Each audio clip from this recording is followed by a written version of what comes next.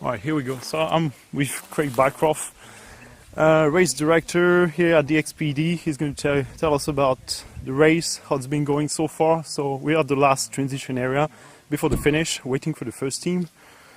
Here we go, Craig. Yeah, well, the race is unfolding. It's a huge adventure, as this race always tends to be. There's some massive legs and there's some tough navigation, so it's really an expedition for most of the teams.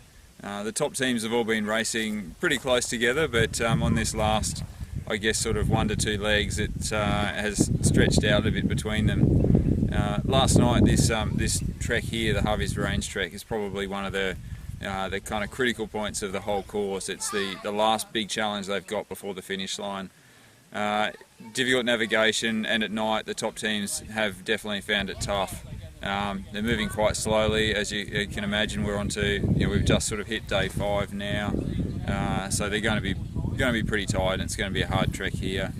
Once they get here, they've only got a relatively straightforward ride of 50 kilometres to the finish. So, I think they're going to be pretty excited to get here and assemble their bikes.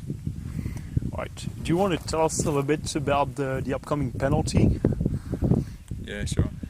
So one of the teams, Peak Adventure, last night travelled in an area that was out of bounds. So what we're doing is we need to address that, and they're going to receive a penalty for that.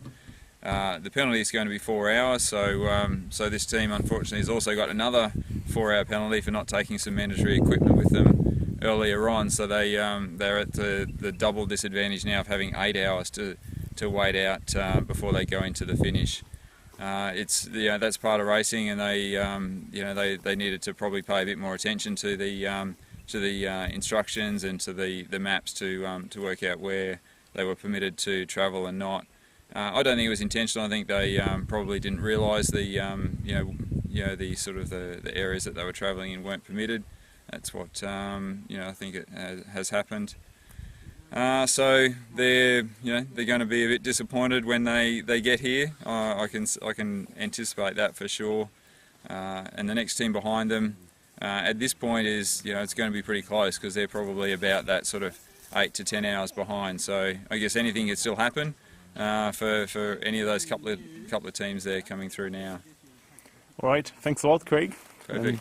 Have a good end of the race. Thanks.